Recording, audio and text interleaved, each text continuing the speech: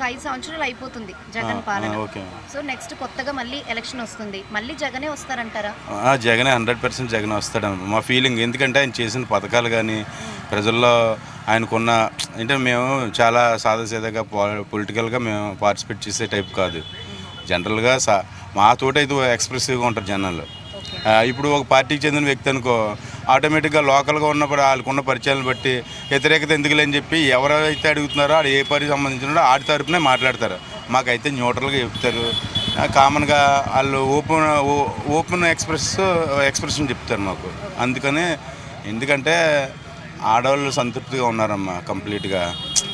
వాళ్ళు చూడలేని డబ్బులన్నీ ఎప్పుడు స్త్రీ ఆర్థికంగా చాలా బలోపేతమైంది నాకు తెలిసి ఆయన విషయంలో.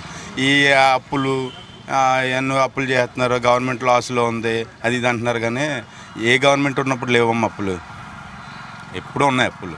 ఏ అప్పు నెత్తి మీద ఎలా పడుతుందని తెలియదు. ఇంకపోతే రేట్లు అపోనెంట్ వాళ్ళు ఏం చెప్తారంటే అప్పు రేట్లు పెరిగిపోతున్నాయి, రేట్లు ఎప్పుడు పెరుగుతుంటాయి.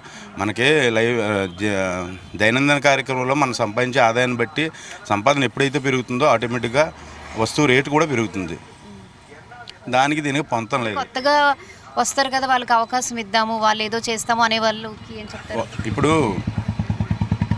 మన కుర్రాడు కొత్తగా డాక్టర్ అయ్యని చెప్పేసి ఒక క్రిటికల్ హెల్త్ కండిషన్ ఉన్నప్పుడు మనవాడే కదా అని చెప్పి మనం వెళ్ళమమ్మా. మన ప్రాణం కాపాడుకోవడం ఫస్ట్ ప్రయారిటీ కాబట్టి ఒక ఎక్స్పర్ట్ దగ్గరికి వెళ్తాం మనం. ఎక్స్పీరియన్స్ ఉన్నది కాబట్టి ఆయనకి.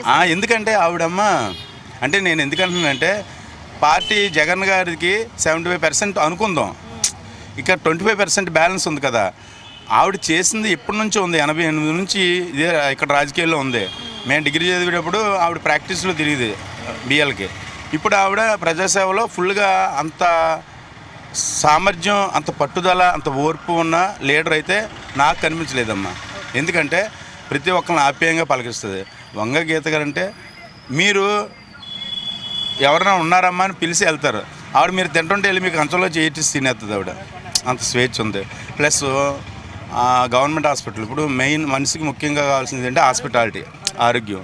ఏదైనా సందర్భం వచ్చినప్పుడు ఆవిడ పేరు మీద ఎమర్జెన్సీ వార్డులు స్పెషల్గా ఆవిడ పేరు మీద ఉన్నాయంటే ఆవిడ కట్టించినవే కదా. ఈరోజు రోడ్డు ప్రమాదాలు ఎలా జరుగుతుందో తెలియదు. ఆవిడ ఎనీ టైము మీరు ఫోన్ చేసి అమ్మ మా తాలూకోలు చీరిపోయింది, ఇక్కడ ఎవరో రెస్పాండ్ అవ్వట్లేదు అంటే వితిన్ సెకండ్లో రెస్పాండ్ అవుతుంది. అదే కదా చాలా చాలా ఈజీగాను మీరు ఫోన్ చేయాలి. కానీ ఆవిడ నెంబర్ ఉండి ఆవిడ వితిన్ సెకండ్లో రాత్రి పగలని చూడదు, వెంటనే మీకు రియాక్ట్ అవుతుంది. ఇంకా అంతకంటే ఇంకేం కావాలమ్మా. ఏంటంటే మనం ఏం కోరుకుంటామంటే ఎవరి దగ్గరకో 3 స్టెప్పులు 4 స్టెప్పుల్లో వెళ్ళడానికి మన పని అవ్వదు.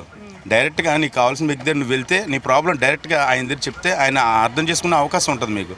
అంతేగాని 3-4 దశలుగా ఉంది ఇప్పుడు డైరెక్ట్ కాంటాక్ట్ అమ్మ.